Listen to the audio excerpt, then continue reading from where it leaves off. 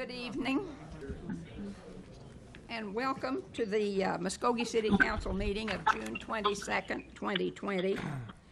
Please stand for the invocation by Deputy Mayor Derek Reed, followed by the flag salute. Shall we pray? Oh, gracious Father, we come once again just thanking you for the gift of life, allowing us to come together tonight, coming together to take care of the business of our city. We just ask that you would just touch our hearts and our minds, that things will work out in your will and in your way. Just ask that you would just bless our community, bring us together in unity and in love, protect us from all hurt, harm, or danger, is our prayer. In Jesus' name, amen. Amen. Attention, salute, pledge. I pledge allegiance to the flag of the United States of America and to the republic for which it stands, one nation, under God, indivisible, with liberty and justice for all.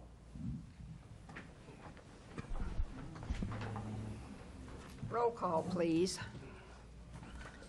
Mayor Janie Boydston. Here. Deputy Mayor Derek Reed. Here. Marlon Coleman. Here. Ivory Van. Here. Jamie Stout. Here. Evelyn Hibbs. Here. Alex Reynolds. Here. Stephanie Morgan. Here. Tracy McGee. Here. We're all here. And you've had a chance to look at the minutes of the special call City Council meeting of June 1st, 2020, and the regular session of June 8, 2020. Move for approval. Second. Any discussion? Roll call. Tracy McGee. Yes. Stephanie Morgan. Yes. Alex Reynolds. Yes. Evelyn Hibbs. Yes. Jamie Stout. Yes. Ivory Van. Yes. Marlon Coleman. Yes. Deputy Mayor Derek Reed. Yes. Mayor Janie Boydston. Yes, and the motion carries.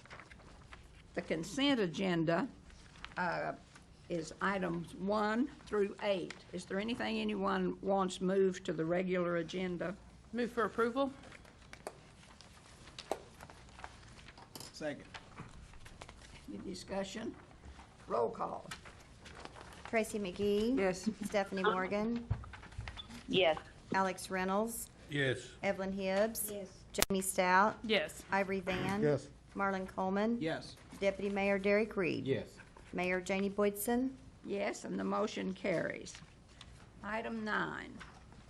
Receive report on the COVID-19 pandemic in Muskogee, and if necessary, take appropriate action to authorize and approve a subsequent amendment to Resolution Number 2801, declaring a local emergency, or City-County Joint Resolution Number 2803.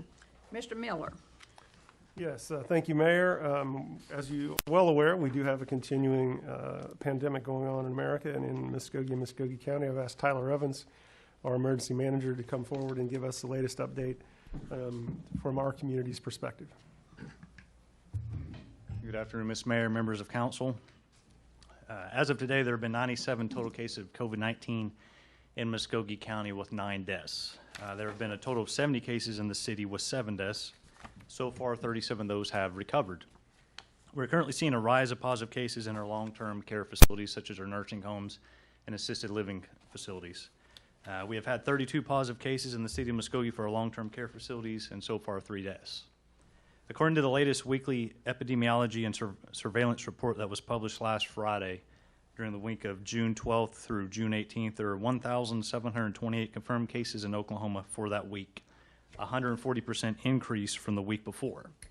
9 deaths occurred last week, but it was also a 30% decrease from the previous week for the number of deaths. Out of the 9,354 cases reported as of June 18th, which was last Thursday, 1,183 of those, or a little over 12%, have been hospitalized for the entire time frame since it started. About 30 people per 100,000 have ever been hospitalized for COVID-19 during this outbreak. Oklahoma currently ranks 39th out of all states in D.C. in the total number of reported COVID-19 cases in the U.S., which last place is a good thing in this case. Oklahoma ranks 35th in the total number of reported COVID-19 deaths in the U.S. This Wednesday and Thursday, Muskogee County Health Department will be hosting a drive-through testing again, this time at Hatbox Sports Complex. It will be there on the west side of Hatbox near the baseball fields. You'll enter off Denver Street, come down 39th there by CCOM. At that point, it'll be one way. You'll have the option to check there at the testing tent or to exit the park. We ask that you make reservation to be tested. You can do so by calling 918-912-2160. Once again, that's 918-912-2160 for the Muskogee County Health Department. If they don't answer, leave a voicemail to call you back. Now, you don't have to have a reservation or appointment to show up. You can just show up. However, you have to pull over to the side, and they have to get some information from you and gather that information. So it will be a little bit faster. If you do have an appointment, they'll just give you a time frame, I think a 10 or 15-minute time frame to show up between 8:15 to 8:30, so on and so forth. So like I said, they plan to do this testing Wednesday and Thursday from 8 to 1 o'clock at Hatbox Sports Complex. You can look on Muskogee County Health Department Facebook website for more information, their Facebook page. I'll be sharing their post from Muskogee County Health Department tomorrow on the City of Muskogee Emergency Management page, and also put a map on there so people know where to go, how to get in, the route to travel, so on and so forth. Does anybody have any questions? Which type of test is going to be administered? It will be the nasal swab. This will not be the 15-minute test. And the reason for that is they plan to test at least 300 people during this time frame. It takes them approximately 1 minute to conduct the test, and so they don't want a backlog of cars waiting on that 15 minutes. The current lab they're using, they're saying they're getting about a 24 to 48-hour turnaround time. So they hope to gather those 300 tests and those 2 days, send them off, and have the results back within 24 to 48 hours. Thank you. Yes, sir. If there's no other question, I'd like to turn the floor back over to Mr. Miller. That concludes our update. Staff does not have recommendations for any modifications to the resolution or resolutions at this time. Okay, we don't need any action on that then. Item 10, please. Consider approval of resolution number 2818, approving the City of Muskogee budget for fiscal year 2020-2021, and establishing budget amendment authority or take other necessary action. Mr. Miller. Yes, Ms. Mayor, members of council, we have talked extensively about the budget, and you all have put in a tremendous amount of work to get us where we need to be today. That is, we are quickly approaching our budget deadline. It is basically today. We need to approve our city budget today. Due to COVID-19 and other changes and other challenges, we are now up against our deadline to approve our city budget. But we have done a lot of the work, and our feedback so far has really been based around one item that we'll get to here in a second. But before we ask to approve the budget, I want to give a quick overview, things that you've seen before, but I want to remind as we head into adopting the budget, one of the most important things that we do every year, the strategic direction that you guys provide. We know that this budget is based off COVID-19 and the fiscal impact that we're experiencing. These are actual numbers so far. Sales tax down 9.1%, use tax down, and a hotel and motel tax down 47% to date. So the council's given us feedback along the way that if we can, in this time frame where the revenue is slipping, that they want to provide jobs and services to the people, because those are basically the same thing. Our employees usually are the ones providing the service, and they want to avoid layoffs and furloughs like we've seen in Tulsa and other communities. Because when they furlough employees, that means the employees get paid less and they do less work for the city. So we want more work and more work done for our citizens. The council has given us feedback to use reserves, but only to cover emergency-related revenue shortfall. And we keep in mind this whole time that the budget can change as the year progresses. We can change this budget in August or October or any time that we need to, but we need to adopt one tonight. The general fund revenue assumptions. General fund's obviously our biggest budget. With the sales tax decreasing by a projected 10%, that's more than $1.3 million of shortfall. That's partially offset by higher interest earnings due to our new banking institution, and that's been a success for us this year. Those are our other assumptions that you see, water and sewer going to MMA, and conservative projections really on all our revenue. And we do also have expense assumptions. Those expenses have increased in some ways, really things that we don't necessarily have control over, like street light increase. OG&E is going to charge us more. We have the option of paying the bill or not. And so those are things that we have to factor in as we're making the deal, making the budget. Here are The principles that we followed, again, preserve services because employees are services, not make any cuts there. Use the reserves to help offset the shortfall revenue, so using emergency reserves to cover emergency shortfall. Budget conservatively, cut operational expenses, and again, remembering that budget amendments are good. If things are better than this in the future or worse than this in the future, we can do that. We can take care of that. So what it looks like now is that we would use about $537,000 in our reserves to help make up some of that revenue shortfall. Again, a $1.3 million revenue shortfall just on sales tax in the general fund. We're not asking to replace all of that. We're asking to use reserves to replace a little less than half. And keeping in mind, that's only about 10% of our reserves. So we're not using all of our reserves to keep this budget going. Something to remember in the middle of all of this, that we are passing, we're asking to pass the largest street budget in the history of Muskogee, more than $10 million in the next 12 months on street projects. The council needs to be acknowledged for that and given credit for that, in large part due to the CIP tax that the citizens passed as well. We're also having so this is going to be our first fiscal year of the CIP streets. Our quality of life CIP, matching grant fund, and our fire station are all in the budget. So that gets us to a general fund budget of just slightly under $35 million. We get there with no furloughs, no layoffs, none of that cuts in services that you're seeing in Tulsa. We've got conservative expense management. We're using those reserves to the tune of $537,000 to offset some of the revenue shortfall. Again, remember that the revenue shortfall is way higher, but we're just using some of that reserves to offset it. We're going to preserve services to the citizens, and it lets us hold steady and see what the future holds. So those are the items that we've covered before, and I believe that the City Council has given feedback that we're relatively prepared.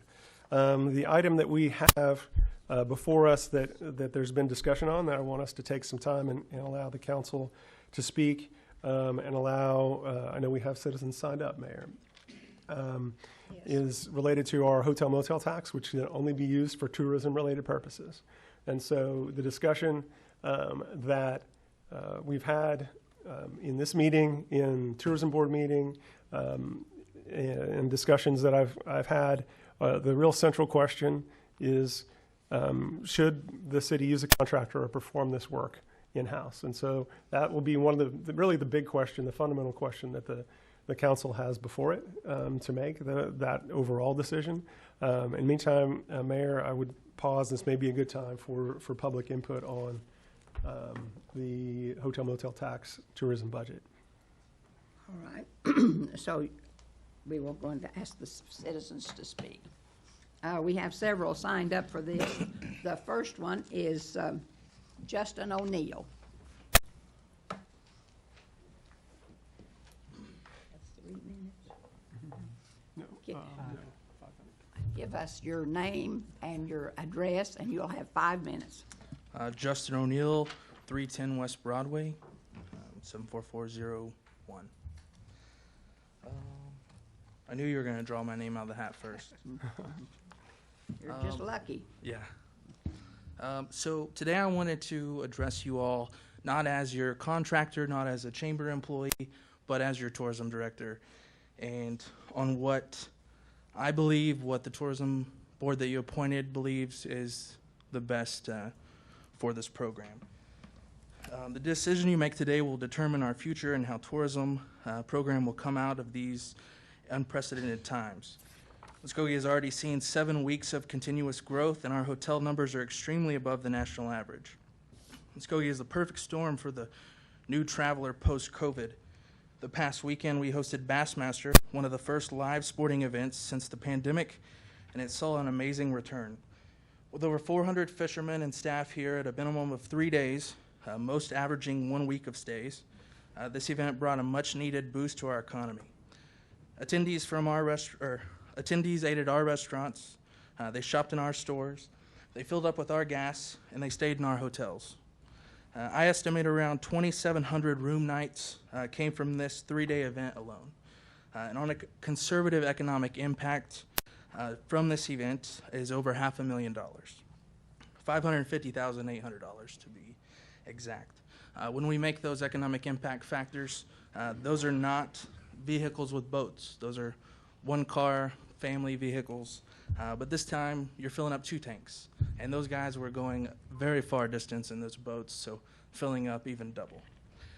So over $500,000 pumping in over those 3 days to our economy from an event that was made possible by Tourism Special Projects funds. Last week, there was discussion on adopting a new projections and increasing funds as recommended by the MRE Tourism Board. There was also discussion for the increase to go to a stimulus program instead of refilling the tourism budget. Tourism, on the other hand, is taking a lot of those different entities that come out of that budget. I'm the biggest fan of. I've literally made it my job to see those people succeed, partnering with them, and doing whatever we can, either financially, marketing-wise, doing everything to see them succeed. But when taking a $450,000 cut, when there are new increased projections and things like that, that needs to go back to fulfilling what we're here to do for those attractions. Being the marketing arm of Parks and Recreation, partnering with the Three Rivers Museum to make the biggest and best Bass Reeves Western History Conference. Things like that all take a cut when the budget takes a cut. Things like Bassmaster are our lifeline in a desperate time of need. These things are what we need right now. We need to be recruiting new people, new money to Muskogee so that we can send them to the Roxy. We can send them to the Bass Reeves Western History Conference so we can market the Balloon Festival and things like that. We need this money where it's meant to be. I'm, again, not talking as your contractor or a chamber employee. I want those thoughts out. I want what is best for this program. And how we can do it best for this program is make that budget as close to possible as we can. As always, I'm open to questions if you can do that, but if not, I'll yield my time. Mike, I have a question.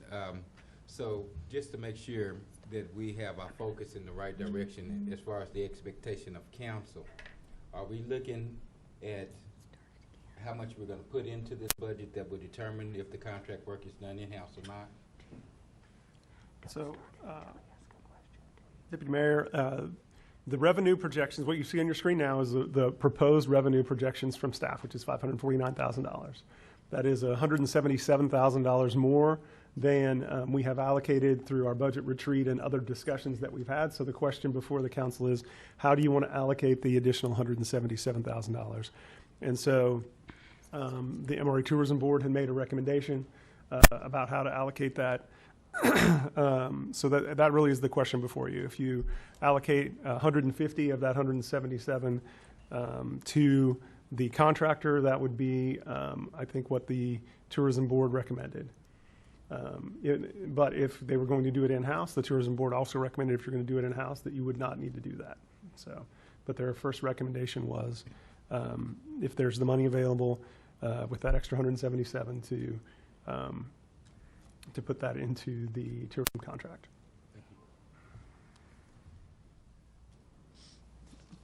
Thank you, Mr. O'Neill. Our next person signed up to speak is Mr. Greg Eby.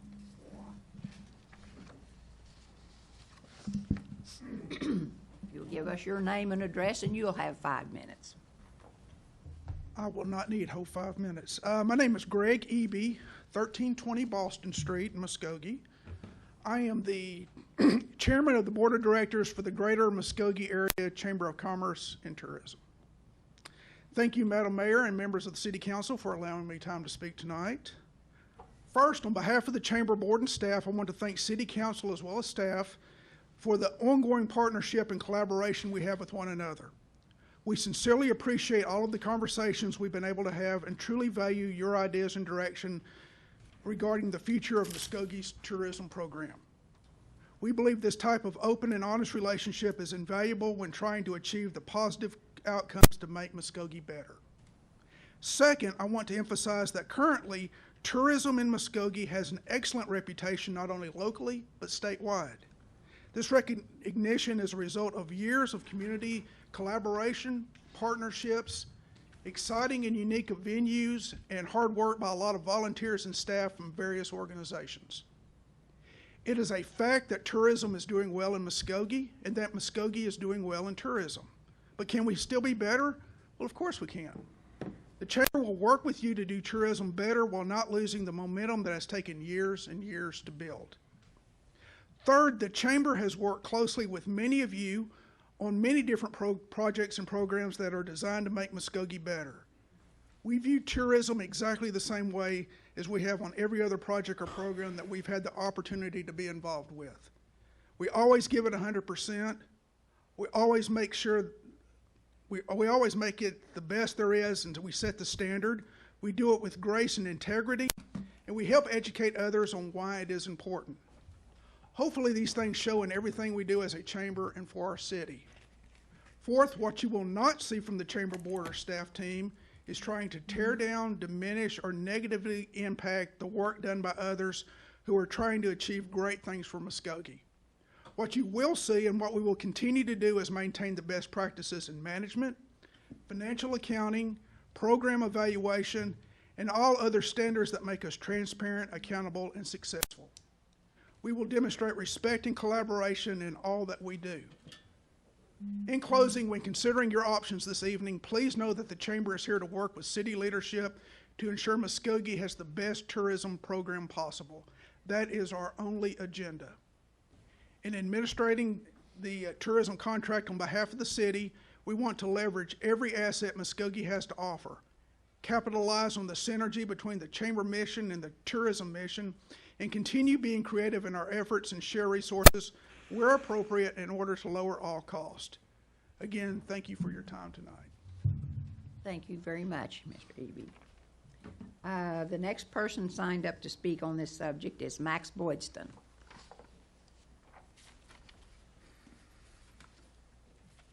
Thank you, Mayor Boydston. Your name and address and 5 minutes. All right. Max Boydston, 701 East 93rd Street, Muskogee County, Oklahoma.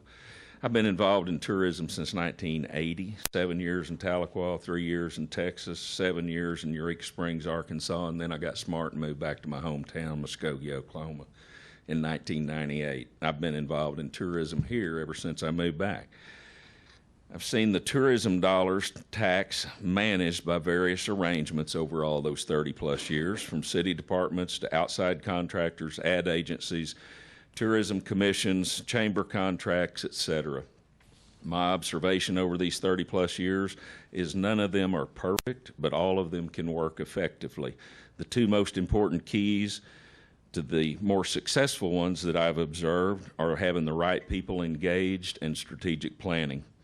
About 10 years ago, there was a group of forward-thinking people who managed to convince the citizens of Muskogee to increase the lodging tax by a vote of the people. The goal was to provide a budget large enough to make a positive difference in profitable tourism, and I emphasize the word profitable. We promised the citizens these dollars would be used to promote our budding tourist industry and thereby increasing the sales tax revenue in both lodging and general sales tax. It was also recognized we did not have the expertise or staffing within the city of Muskogee's existing departments at that time.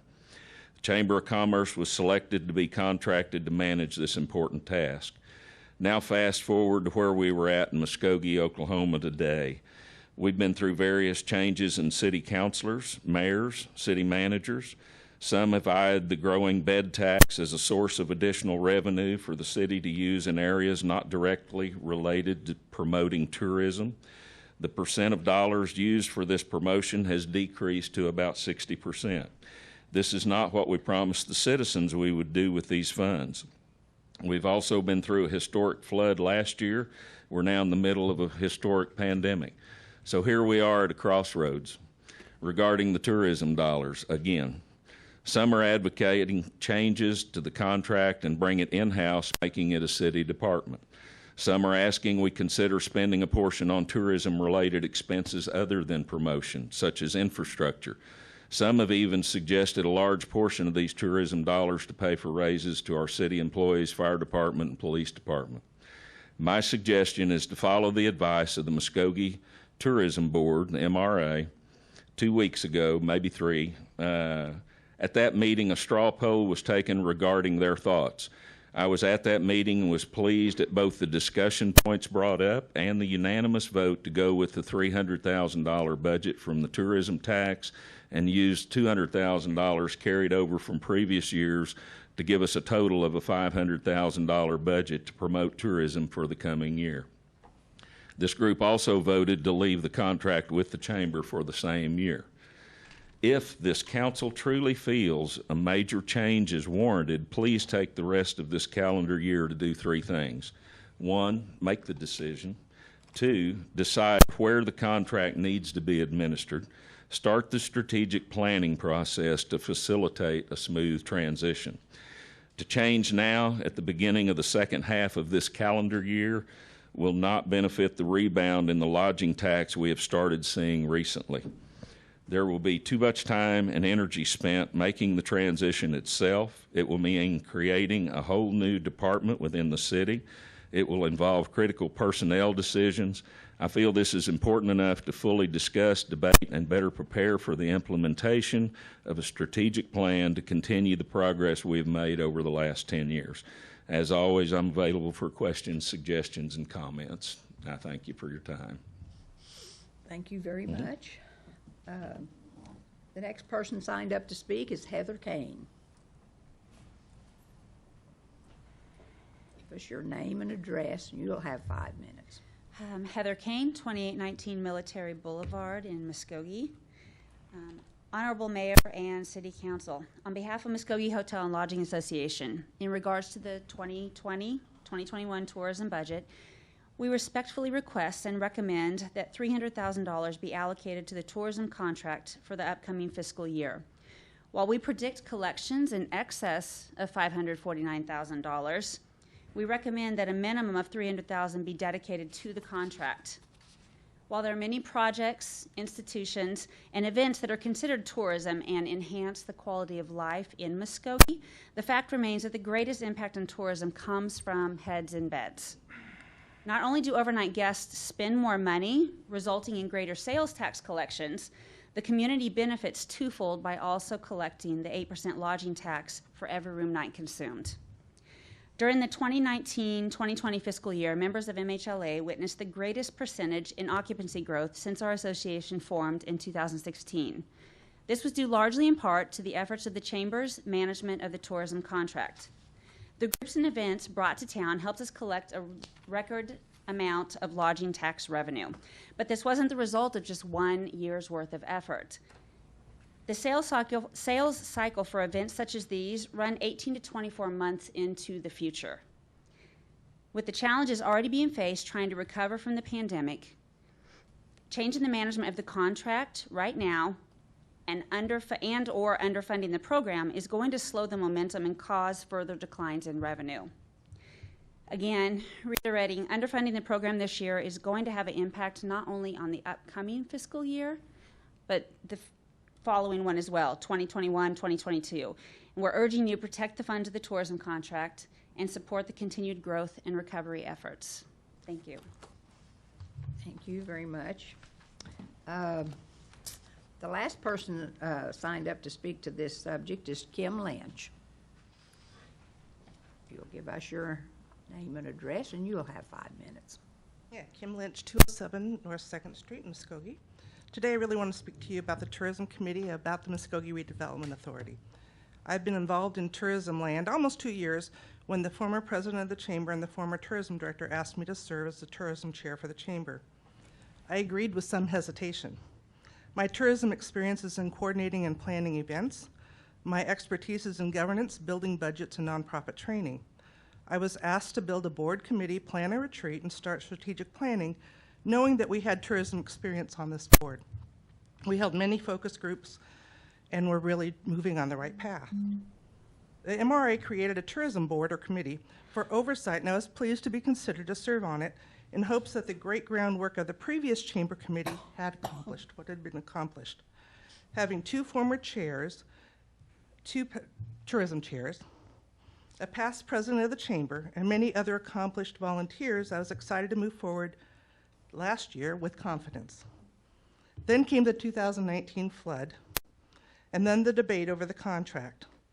The tourism committee continued on with the new tourism director, Justin O'Neill, who you heard from, and currently had pre-COVID grants were made both small and large, successful events were supported, and had great strides with analytics and web information, as well as a good relationship with the Muskogee hoteliers. Now comes the hard part. The same group of volunteers, minus Jim Blair and the addition of Alex Reynolds, reviewed and discussed the budget for the 2021 year. We discussed the challenges of a smaller budget, and with further insight from Heather Kane, who shared again great data collection, showing the uptick of the hotel occupancy, we voted unanimously to recommend to the MRA the $300,000 budget, which with the carryover funds would give the tourism a better leg on carrying the momentum from the previous year. The contract with the Chamber of Commerce and the MRA was reviewed, and consensus was reached. There were no changes needed at this time. I understand there's been a concern over a management fee, or as I call it, an indirect cost. Transparency concerns were addressed. The Chamber of Commerce is ready to serve as the contractor for those funds. The Chamber not only provides a home for tourism, it provides volunteers, synergy, capacity, and professional staff to move the mission forward. If there was any consideration of moving the contract, it would certainly not be this year. Don't add any more stress to a program that is succeeding, even in a pandemic. We coordinate well with groups, provide excellent service. As Justin remembered or mentioned, what a wonderful weekend the Bassmasters was. Communication is key, and as a member of the Tourism Committee, I eagerly await for communication at our last meeting. Members of this committee are community-minded folks who want to succeed and move the tourism program forward. If there are any concerns, please ask individually or as a whole. I understand that a budget is just a forecast. I encourage you to vote to give the full budget to the Tourism Committee and the Chamber its contract. As I said, and as Janie has just used again, don't attempt to fix what's not broken. Thank you much. Thank you very much. That's all the citizens that we have signed up to speak to this, and I assume now that the council can speak to it. And if I might, I would like to be the first one to speak on this. And I've been assured that if we pass this at the recommended amount, if things go to pot and it gets worse, we can adjust it later in the year. And so I am inclined to say that I think it needs to stay where it is. And if we want to, I won't be here, but if you want to talk about it later, taking it in-house, you will at least have a little time to get ready to do that. If you take it now, then I think a week from tomorrow night, it may be the time. And I don't think that we're ready to do that, although I think city staff maybe can. I just, we've been assured that the income was going to be there to fund it at this, am I right? If we want to do this. And we've only had that tourism board for 1 year. I don't think that's a fair amount of time for them to get everything going like they should. I think we need to leave it where it is. And so then with that, I will open it up to the rest of the council and hear your thoughts. Who wants to be first?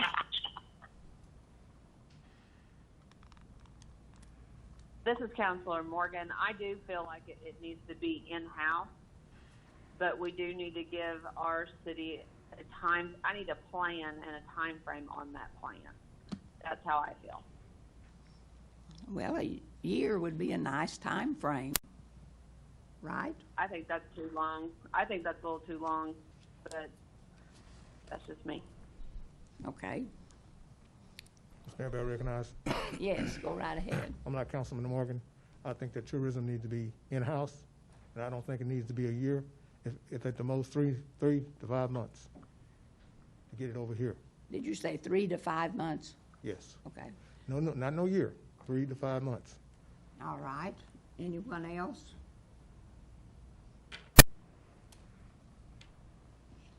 We're supposed to have opinions, so let's hear what they are. Counselor Reynolds, I'm torn on this, but I do think that instead of looking at it as a negative opportunity, I think it could be an opportunity for growth. There is a lot of discussion up here about moving it in-house, and I would encourage people to consider that and not look at it as a negative for the city, but as a positive thing. I would. Any other? I'll agree with you, Councilman. Well, Did you give a time frame, Alex? excuse me? Did you say a time frame or? Evelyn, I don't think your mic's on. 3 to 6 months, something like that, maybe. I think we certainly need to talk back and forth, and it needs to be not a situation where the group that would come over and help administer the contract would still certainly want to work with the chamber and any other tourism entity in town that wanted to work together.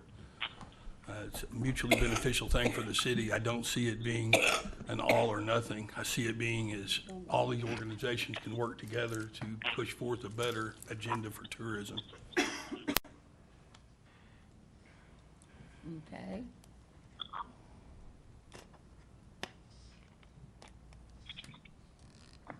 So now what? Well, if we have a consensus, really the question before us is what's on the screen.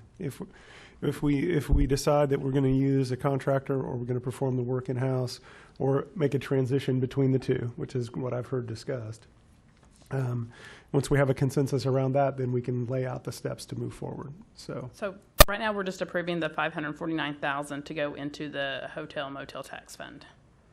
correct. We have what the budget does is it estimates revenues and it allocates expenses. And so right now, our choice is how do we allocate those expenses? We can allocate them to a contractor. We can keep them in the hotel motel tax fund. And if we move something in-house, I guess what I would propose is if we move something in-house that we do renew the chamber's contract for a certain period of time for that transitionary time. Because there are projects that they're working on for this fall that we don't want. We've got in October, we've got the statewide arts conference coming. They were a part in helping recruit it. There was a lot of people. Representative Fricks helped take the lead on helping bring that here. But implementation of making it happen once it's here is falling on them to a large degree. So there's things that we don't want to get lost in the next few months that are very, very big tourism drivers. So I do propose that we move forward with the contract at $300,000 and then you guys decide how long that time frame is. And if we are going to go with a contractor, you guys tell us that, and we come up with a plan. And if we're going to keep it if we're going to keep it with a contract, you guys tell us that. So that's really the question.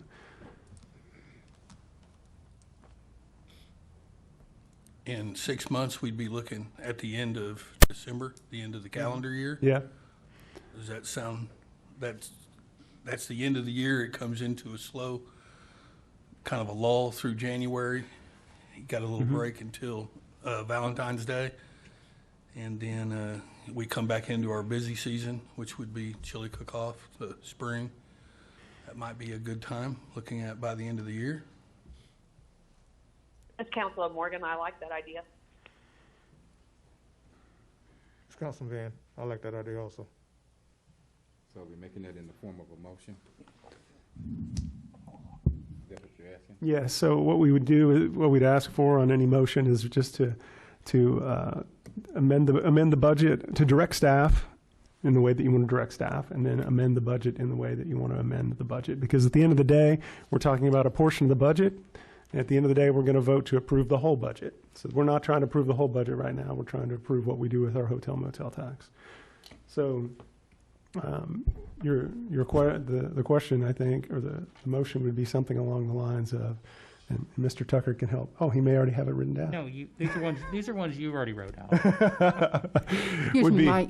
Let me be clear. No, so go ahead. Go right ahead. Are we saying that we're going to allow the 300,000? Is that what you're saying? For on the annual basis, but if we're only doing it for 6 months, it would be a lesser amount. Which is? Well, it depends on how long the contract is. The tourism board recommendation was $300,000 over 12 months, so it'd be a prorated portion of that for however many months that the contract is active. Okay. And so, how long are you guys proposing the contract be active? I believe we're discussing roughly 6 months to the end of the calendar year of 2020. That would give us time to come up with a plan and start hiring staff and get them in place. Again, if the recommendation is to bring it in-house. Well, I want to make a recommendation that if you're going to give them 6 months and part of the money, you might as well just extend it a year. I mean, that's just me. Yeah, no, it wouldn't be $300,000 for 6 months, if that's your concern. It would not be. It would be a prorated portion, so half of it.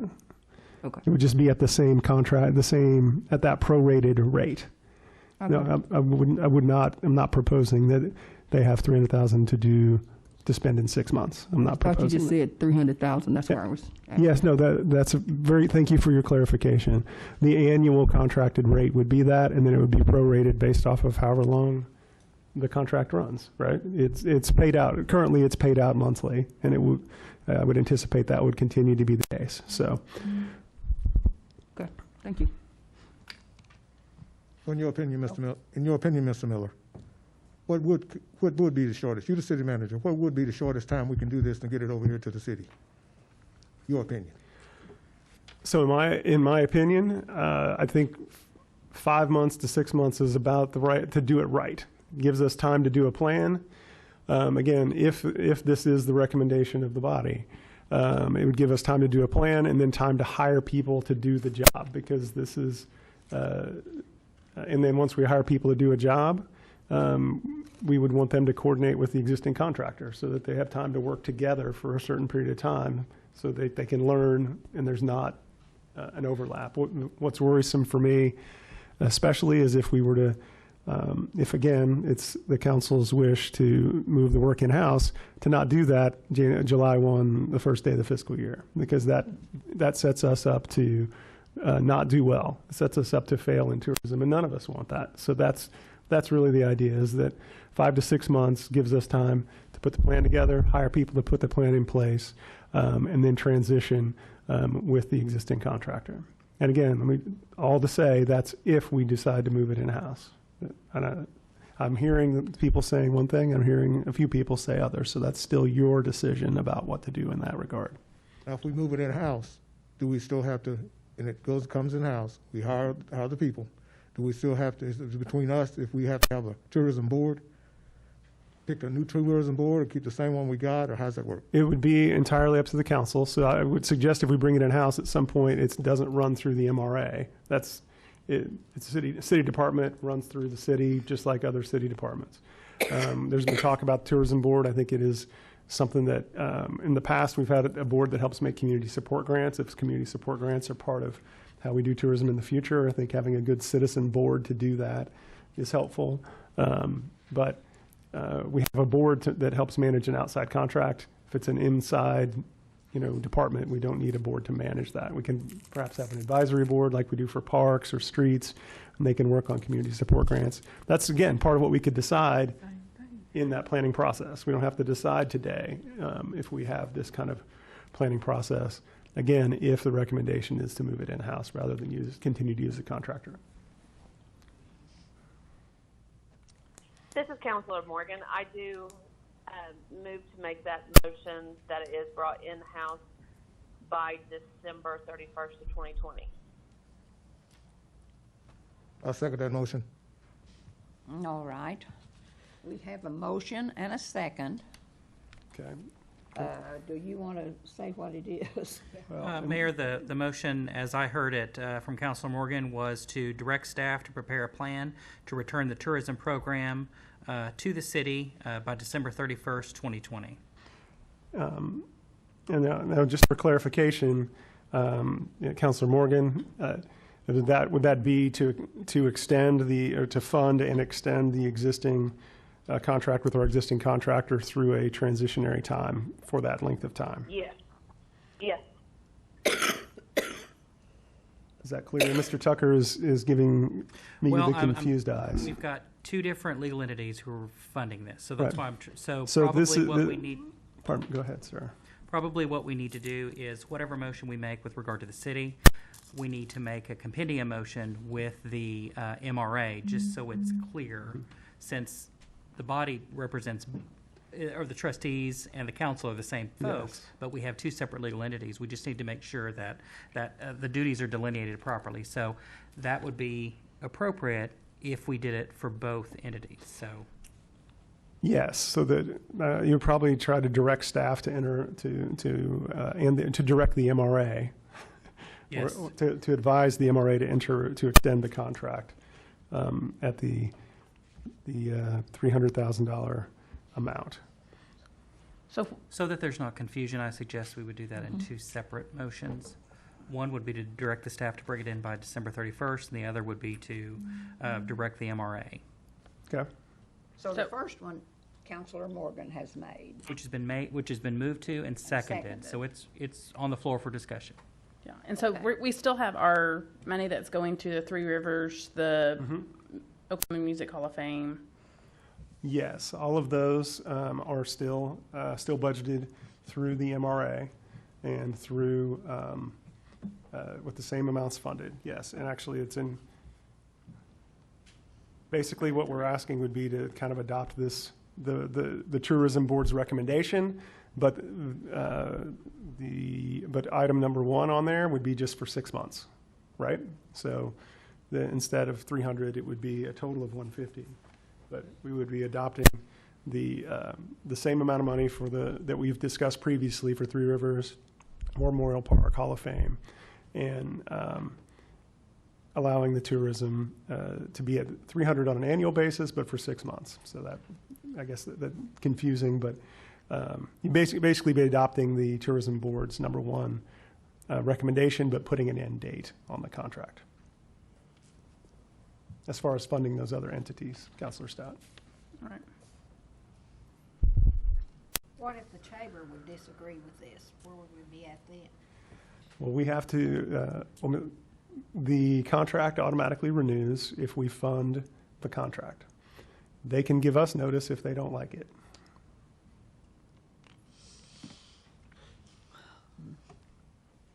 Okay. Do we understand the motion? Would you repeat it, Roy? Sure. The motion is to direct staff to prepare a plan to return the tourism program by December 31st, 2020. Return the tourism program to the city. Okay, that's been moved and seconded. Any questions? Yeah, I have a question. You just got through saying that they can say they don't like it. I'm just curious up here. We're the council. We don't have the power, don't we? I think the question was if we pass this, pardon me, would you restate your question? Maybe I misinterpreted your question. What if the chamber would disagree with what we're passing? Yes. So you absolutely have the power to appropriate. We have the power. You absolutely have the power to appropriate the funds. They are not bound to accept the contract. That's all I'm saying. Is I won't speak for them about what they would do. Just trying to see who has the power. The council has the power Council to has the appropriate power. the funds. The council has the power. And So the board, but the ball is in our court. absolutely. Okay, that's all I need to know. So yeah, it was just, I hope I didn't cause confusion. I was just trying to answer Councilor Hipp's question. Well, the chambers has been very cooperative up to now, so I figure they will work with us. And that's just what they said today when we was over there, that they would work with us. I know Angela was in the office, and that's just what she said. Yes. Because I was paying very strict attention. No, and I do believe that at the tourism board meeting, again, I don't necessarily, if you have a question for them, I think they'd be willing to speak. But the tourism board committee meeting, they said at this $300,000 level, they would do the work. In that this would just be a change of the time frame. And if I'm misspeaking, let me know. Any further questions or discussion? Roll call. Tracy McGee, Are we voting on that? I'm sorry. Yes. Stephanie Morgan, Yes. Alex Reynolds, Yes. Evelyn Hibbs, Jamie Stout, Yes. Ivory Van, Yes. Marlon Coleman, No. Deputy Mayor Derek Reed, Yes. Mayor Janie Boydston. Yes, and the motion carries. Item. No, Mayor. Well, Yes. wait, the other. Yes, thank you. Okay, and what is the other motion? Well, what you've done right now is give staff direction. And so now we need to determine if there are any modifications to the city's budget as it relates to what's going to be allocated to MRA for tourism and to fund that 6-month contract. Right. So I think an appropriate motion would be to adopt the Muskogee Redevelopment Authority Tourism Board proposed budget, number one, subject to the previous motion, which is the 6-month limitation. I make a motion. I second it. Okay. We've had a motion and a second, and what is the motion exactly? That would be to adopt the MRA Tourism Board's recommendation on the proposed budget, which is before us, relating to the $300,000 allocation, subject to the previous motion. All right. Is there any further discussion or questions?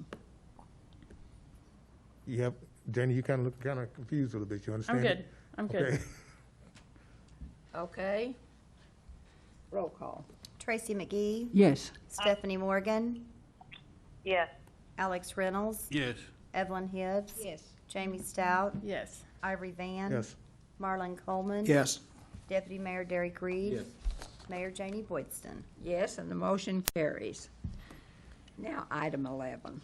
No. No, we are still, we are done, yeah, so thank you. But what we're doing now, that is the tourism portion of our overall big budget. And so, so thank you guys. Let's get back to the overall budget, just a reminder, because that's a key element, our hotel motel tax budget, our tourism budget, very key element to our strategy and what we're doing in the city.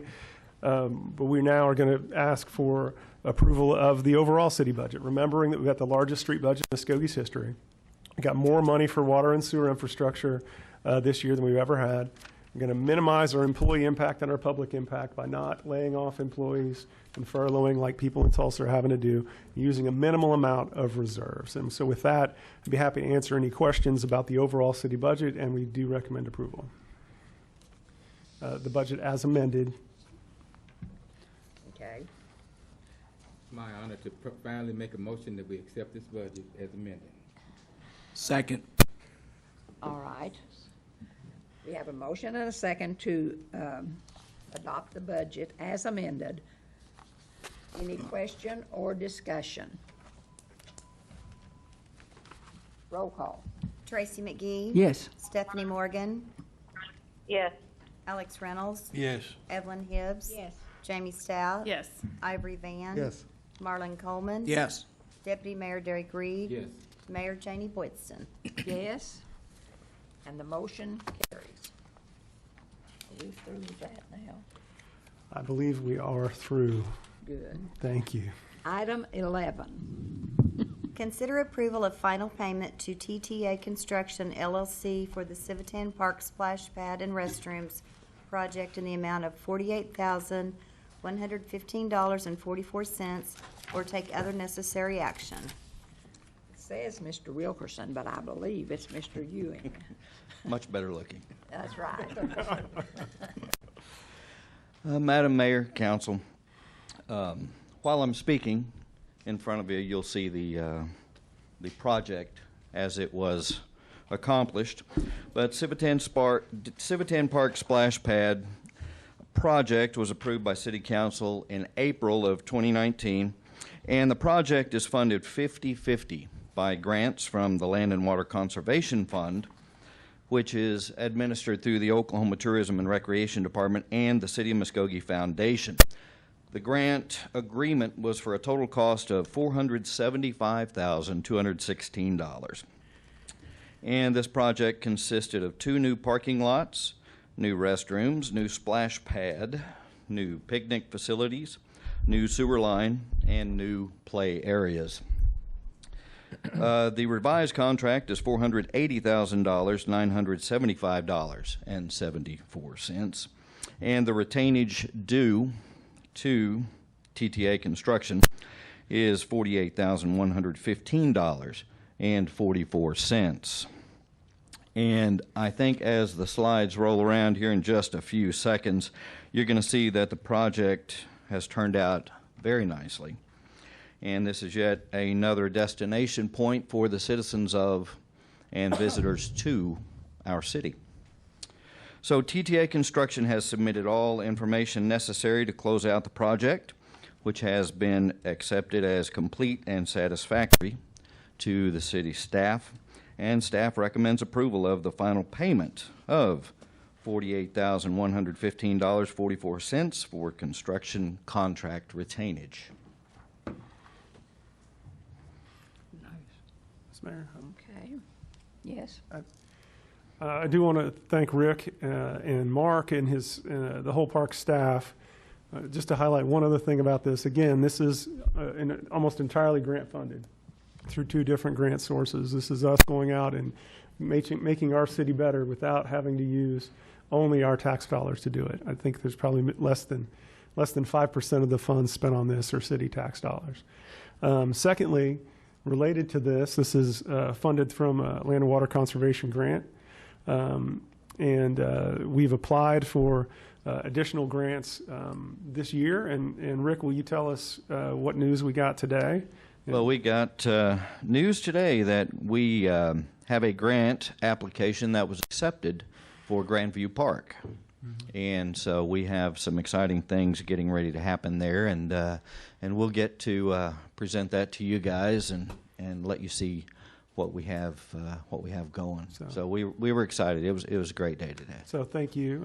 I do want to keep us on agenda here for this park, but on the idea of us funding parks through grants, that we've been very successful, and I do appreciate what the park department does to help us stretch our dollars. They really have a nose for finding those grants, and we appreciate that very much. All right, we're asking for approval of final payment.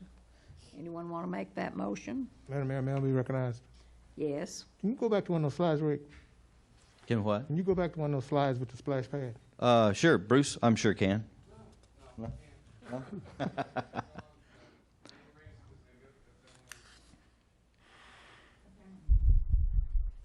No.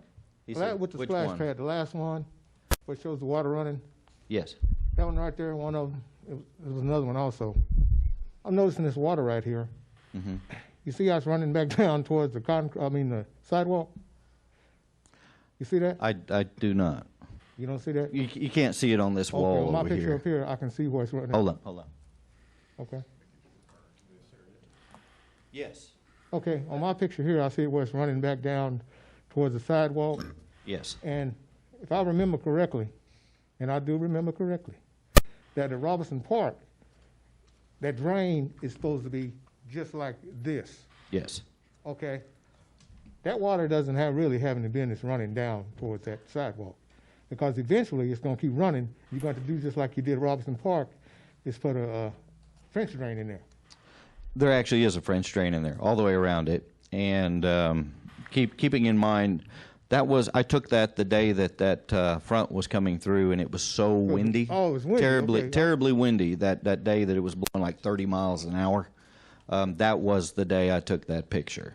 Okay. And so it was, as the water would go up, it would go this way. Okay, well, So- that was my concern, because you know I got pretty good experience with this. Oh, yeah, yeah. Yeah, we learned a lot at Robinson. Oh, yeah, we did.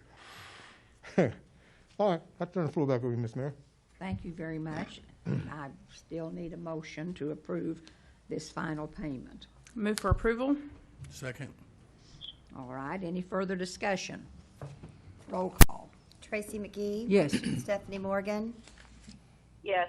Alex Reynolds. Yes. Evelyn Hibbs. Yes. Jamie Stout. Yes. Ivory Van. Yes. Marlon Coleman. Yes. Deputy Mayor Derek Reed. Yes. Mayor Janie Boydston. Yes, and the motion carries. Item 12. Consider approval of change order number 1 to construction contract with H&G Paving for 24th Street reconstruction in the amount of $14,389.54, or take other necessary action. Mr. Stewart. Yes, Madam Mayor and Council, this change order is to address several items on the 24th Street project. It's to do some pressure testing that was not in the original contract. It also has a reduction for a bore that is no longer needed due to the fact that some trees were removed by a previous contractor. And it also includes adding a sewer hookup in the 500 block of 24th Street that was not in the original plan set. The change order is for $14,389.54, and we recommend approval. All right. Anyone have any questions or want to make a motion? So this $14,000 and something like, is for that, something that wasn't in the project, correct? That's the change order is to address that, yes. Okay, It's additional work that we're requesting. okay, I ain't got no problem with that then. Okay, thank you. Turn the floor back over to Ms. Mayor. All right, do we have a motion? I'll make a motion. Do we have a second? Second. All right. Any further discussion? Roll call. Tracy McGee. Yes. Stephanie Morgan. Abstain. Alex Reynolds. Yes. Evelyn Hibbs. Yes. Jamie Stout. Yes. Ivory Van. Yes. Marlon Coleman. Yes. Deputy Mayor Derek Reed. Yes. Mayor Janie Boydston. Yes, and the motion carries. Item 13. Consider approval of 9 agreements with the following wholesale water users: Rural Water District Number 1, Rural Water District Number 2, Rural Water District Number 5, Rural Water District Number 6, Rural Water District Number 9, Haskell Public Works Authority, OK Public Works Authority, Porter Public Works Authority, and Taft Public Works Authority, and authorize the mayor and city clerk to execute the agreements or take other necessary action. Mr. Tucker. Thank you, Mayor, members of the council. These are our biannual contracts that we sign with our wholesale water users. They expired this year, and they are good for 1 year with an automatic renewal of a subsequent year. At any time during the course of these contracts, should the city determine that its cost to produce the water exceed what the charge is allowed, we can provide notice to the wholesale users to increase our price. Based on what we have as to date, for the effective date of these as July 1 of 2020, we do not have any indication so far that those costs will increase. So the rate that will be charged pursuant to these contracts is the same rate as the last contract, so no increase. Additionally, none of the wholesale users have indicated any reason for an increase in allocation for that, and these the amounts of allocation that are set forth in the agreement are contractual, and they have been vetted with our Public Works Department to verify that the output of the water does not put any undue hardship on the plant. We can produce much more than it is being sold, so there is no concern for running out of water because of the amount that we're selling. But we watch that very closely, and occasionally the rural water contracts will request additional allocations simply because they will recognize that there's an additional housing addition that may be built within the areas. However, in our conversations with rural water districts and the individual cities that are listed here, they have made no request. So the allocation that is put for you today is the same as was in the 2018 and 2019 contracts as well. So with that, I'm happy to answer any questions, but we do have signed agreements from all of these wholesale water users, and I'm happy to answer any questions. All right. Any questions? Motions? Move for approval. Second. All right. Any further discussion? Roll call. Tracy McGee. Yes. Stephanie Morgan. Yes. Alex Reynolds. Yes. Evelyn Hibbs. Yes. Jamie Stout. Yes. Ivory Van. Yes. Marlon Coleman. Yes. Deputy Mayor Derek Reed. Yes. Mayor Janie Boydston. Yes, and the motion carries. Item 14. Consider approval of the recommendation by the City of Muskogee Foundation Board of Directors appointing Ren Stratton to serve a one-year term as board chair beginning August 1st, 2020 and ending July 31st, 2021, or take other necessary action. This is my item, and I was a member of the nominating committee on the City of Muskogee Foundation, and we recommended, and the board today voted to have Mr. Stratton serve a one-year term as board chair, and I move the approval of said recommendation. And if you have any questions, I saw Mr. Merrick here earlier. He's right there. I'll second that motion, Mayor. All right, and would you like to give us a little advice? And Nope, I think you guys can handle it. But if you got questions, I can answer them. Maybe. all right. Excuse me, Ms. Mayor. I don't have any questions, but I need to be recognized when this doing it sits down. All right, go right ahead.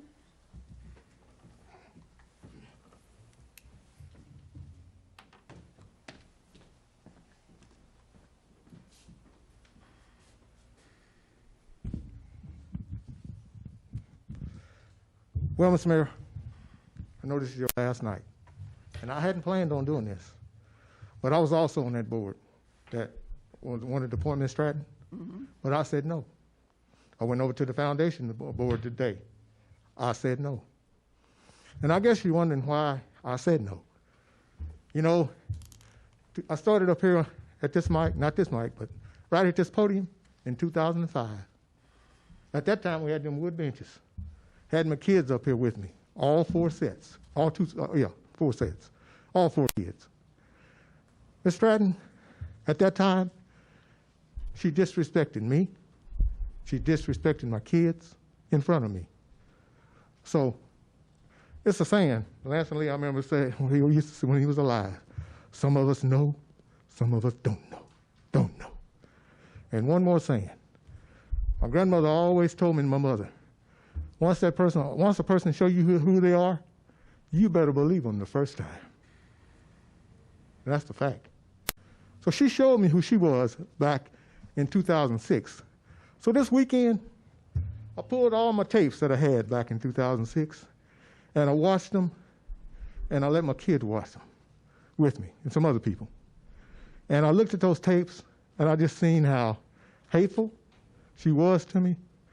She told this one man, he was Mr. Ransom, used to come up here back in those days. She'd tell him, say, hurry up, you need to get through. We need to get out of here. That wasn't the right thing to tell an old person. So the thing what she did with me was, she used to tell me, sit down, sit down. Oh, I remember them sit downs. But you know what? If you don't believe me, I got them on tape on my phone. I taped them all the way back in 2006. I was fighting then at this mic. And one of the most things that she done to me was to disrespect me. When I came to this mic, I was talking about an item that night, and I got ready to leave the mic to go take my seat. The thing that really I never will forget, and I remember that tape because I pulled that tape, and I had the city make that tape. They charged me money back in those days to make tapes. When they made the tape, and when I sat down, went to sit down, another gentleman come up to the mic. You know what she does? She says, tells him, oh, I'm sorry about this. and she went like this. You know what that means, right? I'm pretty sure everybody on the council know what this means. Same thing. In other words, she said I was crazy. She disrespected me that night, and she disrespected me the whole time she was mayor. That was one mayor I was glad to see gone. You know, but now I'm on the foundation board with her. She might speak sometime, but she was real friendly today. Normally she don't say nothing to me, but she spoke to me today. So I know it's gonna pass, you know, the vote. But at least one thing y'all gonna know, if y'all wanna see my video and see the real her, I can show it to you. Because y'all don't know her like I know her. So I just want y'all to know that. See, people judge people sometimes, but you never know. When I took that seat, she had no clue that I was going to be up there. You never burn a bridge behind you. You never burn a bridge because you may have to cross it again. So I just wanted y'all to know this piece of information tonight, which I know y'all didn't know because y'all wasn't back here in 2006. But if you don't believe me, and if she don't believe me, I got the proof. I got probably about 6 tapes of how she clowned me and disrespected me and my kids. So I'm going to sit down now, but I just wanted y'all to know. Watch what you say to people, because I'm on tape right now. That's fine. But I tell you what, I'm telling the absolute God's truth of how she was when she was mayor. And that's why I voted no. Thank you. Anyway, I make the motion that we approve the recommendation of the City of Muskogee Foundation Board of Directors appointing Ren Stratton to serve a 1-year term as board chair. And did we have a second? Yes. All right. Any further discussion? Roll call. Tracy McGee, Yes. Stephanie Morgan, Yes. Alex Reynolds, Yes. Evelyn Hibbs, Yes. Jamie Stout, Yes. Ivory Van, Absolutely no. Marlon Coleman, Yes. Deputy Mayor Derek Reed, Yes. Mayor Janie Boydston. Yes, and the motion carries. Item 15, please. Consider approval of the recommendation by the City of Muskogee Foundation Board of Directors appointing Ernie Gilder to replace Nancy Gaden to serve a 6-year term beginning July 1st, 2020 and ending June 30th, 2026, or take other necessary action.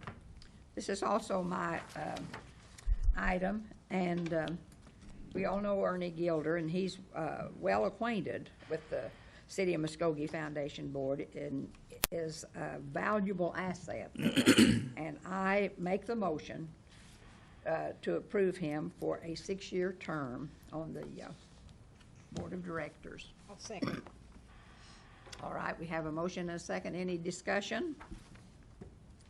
Roll call. Tracy McGee, Yes. Stephanie Morgan, Yes.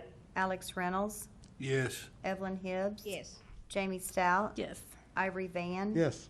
Marlon Coleman, Yes. Deputy Mayor Derek Reed, Yes. Mayor Janie Boydston. Yes, and the motion carries. This brings us to the point in our meeting where we hear from citizens wishing to speak to the mayor and council. They're given 3 minutes each, and we're not allowed to discuss it with them. We just hear their business. The first one that is signed up to speak tonight is Deborah East. If you will come to the microphone, give us your name and address, and you'll have 3 minutes. Deborah East, 1902 Manitou Street. And my concern tonight is I've got a neighbor that we live in a residential area, and I've got a neighbor that is got a commercial business down there, and he paints cars, and his yard looks like a junkyard, and it's deteriorating all the rest of the houses and stuff in the neighborhood where we try to keep our yards and things cleaned up. And then my second thing is the old Bush Cannery, I guess, is a warehouse now for the juice factory. And I have truckers turn there on Chestnut into my yard, and probably in the last 2 or 3 years, I've had to had big ruts in my yard, and they put signs up for no through trucks on that yard. and I've had to fix my yard probably 6 times in 2 years, and I've tried to go through the city to see what I could do. I don't get no help anywhere, and then I'm just more or less on my own to try to force the trunking companies to pay to have my yard fixed. I don't know if the city can do something about closing that road to truckers completely. I mean, there's a sign there that says no trucks allowed on that road. And then back to my neighbor, there's an alley on the other side of my house, and it's I guess an open alley, and he uses it as his driveway, and he lives on the corner of North Street. I live on the corner of Manitou, so we're a whole block apart, but instead of going out down at his end, he comes through this alley all hours of the night, keeps us awake.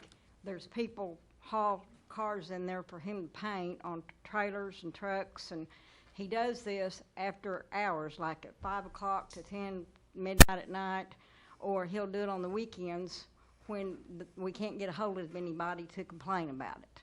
And I don't know if something can be done or what, and I was just wondering, you know, if y'all could point me in the direction that I needed to go to try to get something done, because it's just literally deteriorating my neighborhood. I appreciate it. Thank you very much. Thank you. Ms. East, we appreciate that. The next lady signed up to speak is Betty Mabe. If you'll give us your name and address, and you'll have 3 minutes. My name is Betty Mabe. I live at 1308 Edmund Street here in Muskogee, 74403. And I got a complaint, a big one. I do want to thank y'all for letting me have a chance to speak. Okay, this is a quote I put down. Just posting this historical flag to offend the ignorant people. Well, you know what? I'm from the South, and I'm sorry if my manners or my way of talking offends anybody. But you know what? I have to listen to everybody else that ain't from the South. And so, really, to start with, I got 5 generations in my family that live right now. They are alive, from 2 years old to 77. So I've got nothing to back up from and nothing to be ashamed of. And as far as the race card goes, for anybody that thinks it's going to be a race thing, I have Indian in my family. I have white in my family. I have Mexican in my family, and I also have black in my family. So this has nothing to do with race. The Confederate flag to me, it holds all my heritage, all my traditions. I wasn't around in the Civil War, and nobody else in here was either. So ain't nobody got no reason to be saying, well, we did this. There was a war fought there that brothers fought against brothers and daddies against sons, you know. But people don't want to hear that. A lot of lives were lost in them battles, and they were lost on both sides. The council person's remarks and the pictures she posted was done solely to make a point.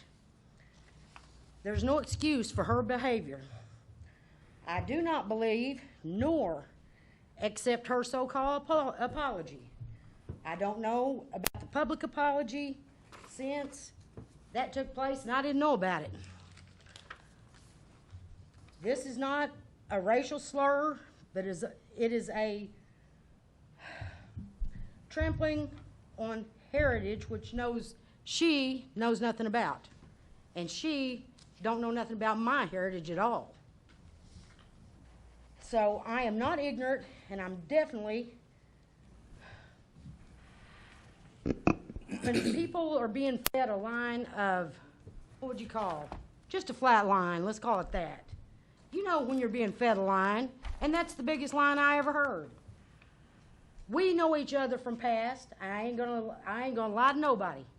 We went to church together for over 15 years. So I know her, she knows me. This ain't our first rodeo.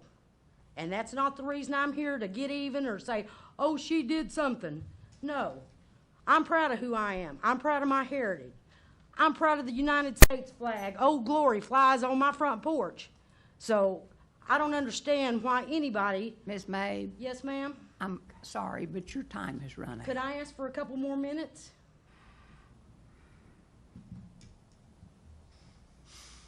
Not unless someone wants to ask for you. I asked to give her 2 more minutes, let her finish her Thank you, statement. ma'am. Thank you, ma'am. Wait, we have to vote. Do we have a second? Second. Okay, I'll make this as fast as I can go. All right, we still have to vote. We have a motion and a second. Roll call. Tracy McGee. Yes. Stephanie Morgan. Yes. Alex Reynolds. Yes. Evelyn Hibbs. Yes. Jamie Stout. Yes. Ivory Van. Yes. Marlon Coleman. Yes. Deputy Mayor Derek Reed. Yes. Mayor Janie Boydston. Yes, and the motion carries. You have 2 more minutes. Thank you all very much. Okay, I love Old Glory, and she stands for everybody. Black, white, yellow, green. Old Glory is there for everybody. We're all Americans. I don't want to be trashed out on anybody, and I don't want nobody trashing me.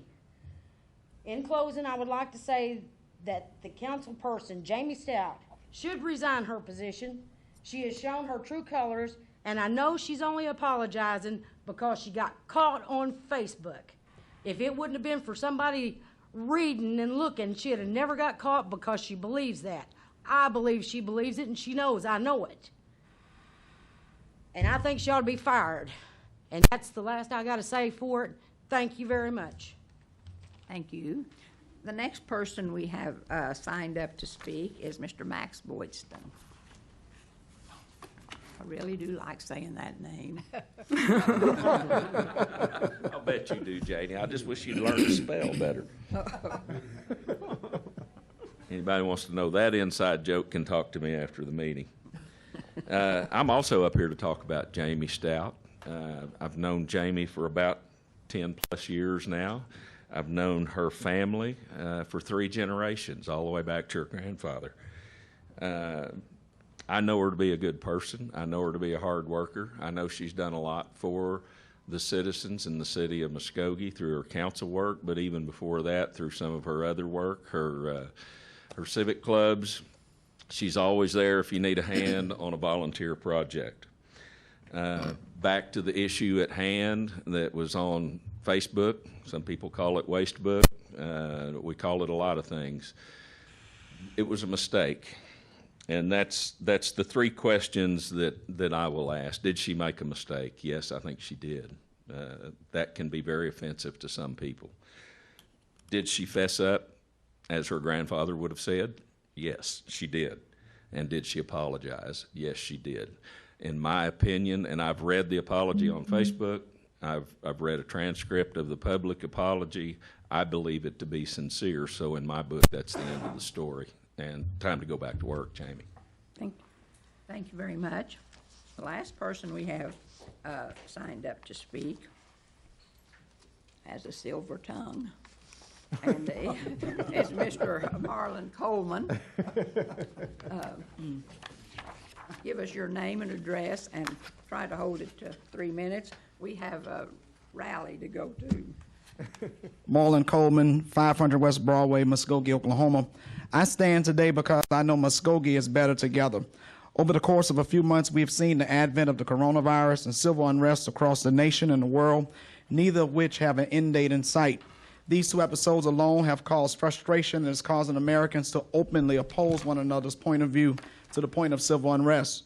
On the one hand, the invisible virus has caused death, unemployment, fear, and uncertainty in the lives of millions. And on the other hand, we have the ingrained image of George Floyd that has sparked worldwide unrest. Today, no one in the time of American history and American in general have seen the odds at which we are at one another, casting blame, accepting doubt, and even choosing pessimism as a way of daily life. But in Muskogee, I, along with countless others, still believe that while the world around us continues to unravel, that we can have hope because we know that in Muskogee we're better together. Muskogee, this is our time to show surrounding areas, other states, and even the entire world that we are stronger than division and more resilient than doubtful skepticism. We didn't ask to be where we are today as a city, nor did we know we would be here where we stand, but God has birthed us to stand in this present age to lead by example. Muskogee is still a leader in the community policing, and recent events in our own community have proven that. In some other cities where protests have quickly spiraled into lawlessness with community, law enforcement, and protesters at odds with one another, in Muskogee, police officers volunteered not only to be peaceful escorts to protesters, but to also comfort them with water, other supplements, and even boost their morale by expressing to humanity that there's still a few good people who uphold the oath to protect and to serve. While the White House, Senate, and cities across America are calling for reform, Muskogee already has police reforms that make us a leader in law enforcement. Muskogee already has a duty to intervene policy that allows officers to prevent here what happened in Minneapolis. Muskogee already mandates the use of officer body cams. Muskogee already has tracking software to use to track use of force incidents. Muskogee already has strong community police resource programs with a police athletic program and active dialogue with religious and civic organizations. Muskogee is already doing everything possible to recruit more minorities to police force so that the community we serve is reflected in the officers in which they serve. Because of the trilateral strides police, community, and municipalities have made together, we should never entertain a conversation to defund our police officers. Punishing 99% of police officers who are 100% committed to our safety for the 1% of police officers who generate 100% of the negative publicity is wrong.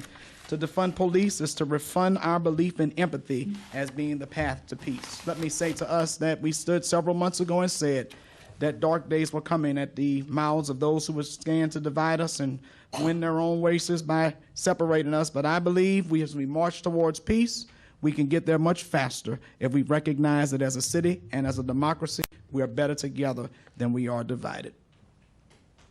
Amen, and thank you. That concludes the agenda of the City Council. However, we now have a meeting, a special call meeting of the Muskogee Redevelopment Authority of June 22nd. Roll call, please. Mayor Janie Boydston. Here. Deputy Mayor Derek Reed. Here. Marlon Coleman. Here. Ivory Van. Here. Jamie Stout. Here. Evelyn Hibbs. Here. Alex Reynolds. Here. Stephanie Morgan. Here. Tracy McGee. Here. All right. Item 1.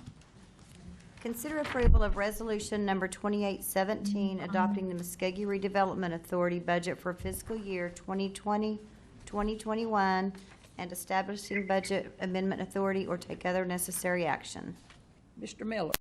Yes, Mayor and Chair of this trust and trustees, I do recommend that we need to make an amendment to that resolution based off of the action that we took earlier in the City Council meeting, allocating the MRA, and I recommend the motion to amend Section 1 of the MRA budget to reflect resources available of $591,168 and fund appropriations in the amount of $561,250.